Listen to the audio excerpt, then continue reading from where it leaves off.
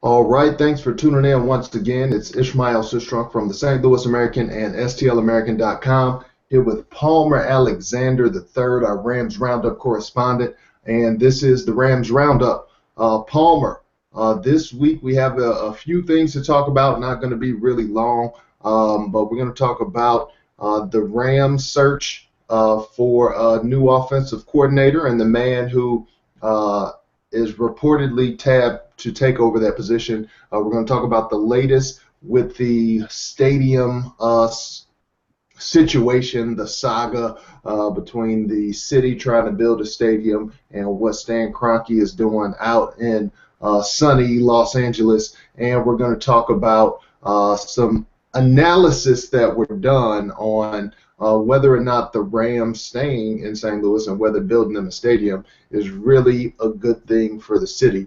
So first, Palmer, I'm going to throw it to you. We've heard a lot of reports that Frank Cignetti, the current quarterbacks coach, is going to be named the offensive coordinator for the St. Louis Rams. From what I've seen, it has not been made official yet. But is that the case? Will Cignetti be the offensive coordinator? And if so, what do you think he will bring to the table? Yeah, I would say it's pretty much a done deal with him getting the job as offensive coordinator. Um, I'm kind of lukewarm about the hiring, just because he doesn't have any experience as an NFL coordinator. I mean, throughout his career, he has jumped from job to job. But I will say this much, that all coordinators at some point are first-time coordinators. So you have to at least give him the benefit of the doubt and see what he's able to do as his first time as an offensive coordinator. Look what he did for Mike Martz. He was never a coordinator until he came to St. Louis. He got the opportunity. So you just don't know with Frank Cignetti. On the downside, you look at what he's done as a coordinator in college. In 2004, 2005, at Fresno State, they ranked fifth and seventh, respectfully, nationally. But you're talking 2004, 2005 at Fresno State, which is considered a powerhouse by any means when it comes to football. So he has a lot proven that he needs to do, but we'll just see how it transpires as this thing grows out. Now, explain to us what happened during the Rams' search for an offensive coordinator, because we know that they asked for permission to speak to several candidates, and they were denied more than once. Do you think this was something where the teams just, were not willing to release those individuals? Do you think it was something specifically against the Rams? Do you think those individuals just had no interest of coming to the Rams and told the teams to deny? What happens in those type of situations? I think it's a little bit of all of the above too. It's not the sexiest job. To have. Being on the staff with Jeff Fisher. You look at the talent and personnel. There are just holes all throughout the offensive line. You don't know what you got at quarterback.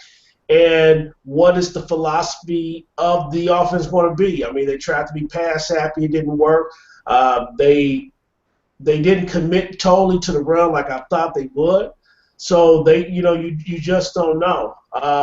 The other thing is that, Trzynski, and I mentioned Alex Gase. Guys that run a similar system.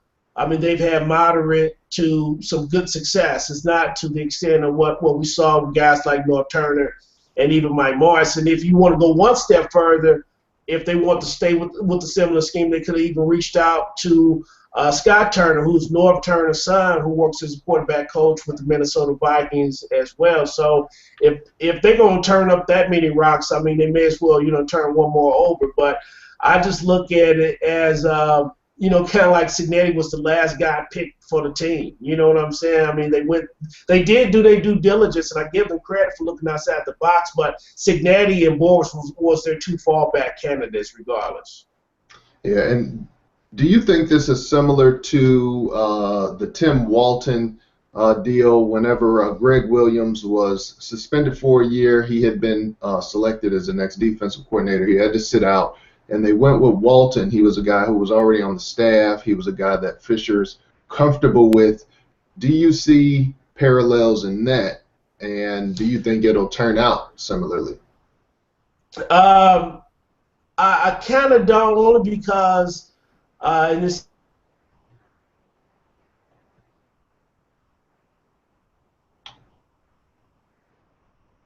I mean, Fisher talked him up well, but it just didn't transition. I mean, he wanted Greg Williams to be the defensive coordinator the entire time. I think in this case, with the offensive coordinator position, um, I think he tried so hard to get somebody outside of the box. I mean, without contacting Martin, let's face it, on the surface, and I know why I liked it and why I loved it. A lot of people support it, but I think the other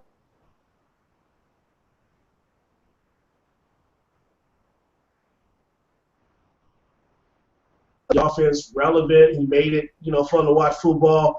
And I think that Fisher is smart enough to know he doesn't want that kind of a distraction. I mean, if the team, struggles to any aspect, I mean, they'll be calling for his head and they say, hey, Morris would be the right guy to replace him. So I think he didn't want to invite that kind of trouble, but I think it would have, it definitely would have made a big difference. But again, I just look at this as they knew they had Cignetti the whole time, or Boris, and so I think they always had that to fall back on. Just like with Schottenheimer, for example. Schottenheimer, when he came to St. Louis, he had one foot already outside the door, because he interviewed in Alabama in 2012, and then he interviewed for jobs last season. This year, he finally took a job someplace else. So, Cignetti may be one of those guys that just nobody else wants the job, and he just happened to be the guy there for it. And how do you think he'll do? Do you think he'll just basically continue the same type of offense that we've seen, or do you have any indication of what type of offense will he run? I'm assuming that he's going to stay fairly true to the Fisher philosophy, especially being an in-house guy.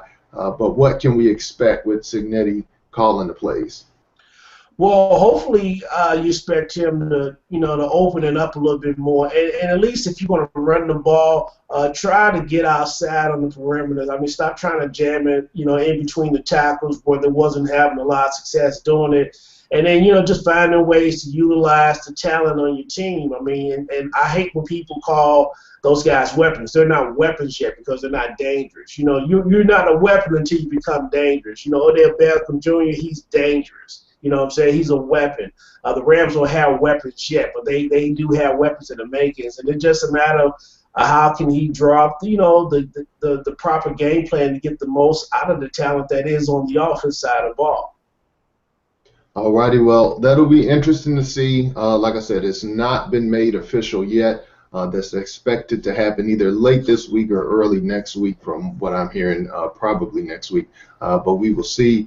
All right, on to what everybody's talking about around town, the stadium issue, Palmer. What is the latest with the ongoing saga between the city of St. Louis trying to build a stadium and Stan Kroenke building his own stadium out there in Inglewood? Yeah, it's this thing has continued to keep turning pages. It's like reality television at its best. I mean, they talking about dirt turning up in Inglewood, and of course, when people in St. Louis and people in San Diego hear about it, I mean, it's like, oh my goodness, here we go again. It's that whole roller coaster effect. But Governor Nixon, and I'm not the biggest fan of Governor Nixon. I'm sure a lot of people are not. He had to come out and speak like he did. Now he wasn't as eloquent as you would have liked for him to be, but nevertheless, it was very important for him to have stepped out yesterday, at least lay out some of the guidelines of what they're trying to get established. We're trying to renovate the entire riverfront, not just just throw a stadium up there, to keep the team, but it just fixing what is broken downtown. And what do you think about that? Do you think that is actually going to happen. We talked a little bit before about the Cardinals, St. Louis Cardinals, and Busch Stadium, and there were plans for this big, highly developed ballpark village with businesses and restaurants and offices and apartments, and none of that ever happened. Ballpark Village finally just recently came up, and it's basically a open space with a bunch of bars in it. So St. Louis does have a history of promising certain things when it comes to stadium, whether it is the revenue that'll be generated, whether it's the jobs that'll be created, whether it's the different infrastructure, and not fully delivering on those promises. So why should I believe, if I'm a skeptic, why should I believe that that's actually going to happen?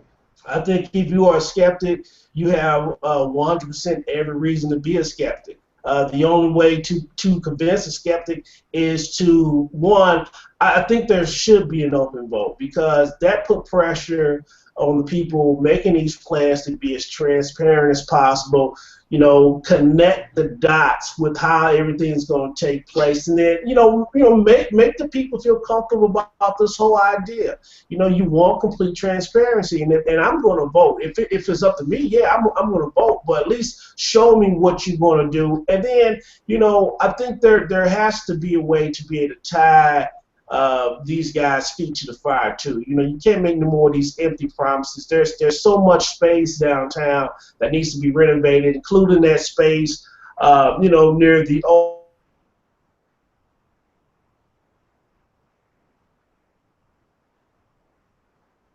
that area to renovate. I mean, the central part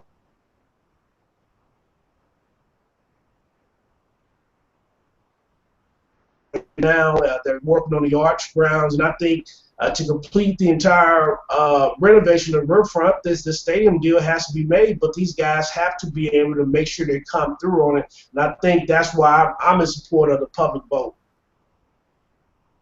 All right. Well, Palmer, we also went to a meeting that happened yesterday about the with the Show Me Institute. Basically did a fiscal analysis of what it would cost to keep the Rams versus losing the Rams, a financial benefit, and we did an interview which we'll have up on the website pretty soon, within a day or two. But Palmer, if you want to go into that a little bit about what was said at the St. Louis Institute, whether you agree with it, what were your thoughts on that whole meeting?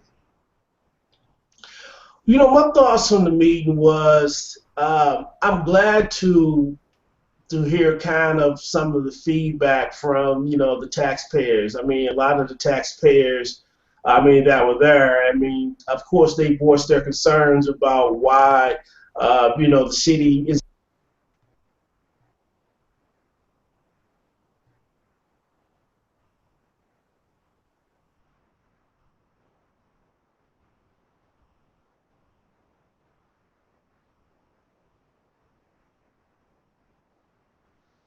Okay, so it seems like we may have lost Palmer. A little bit of lag here in the internet.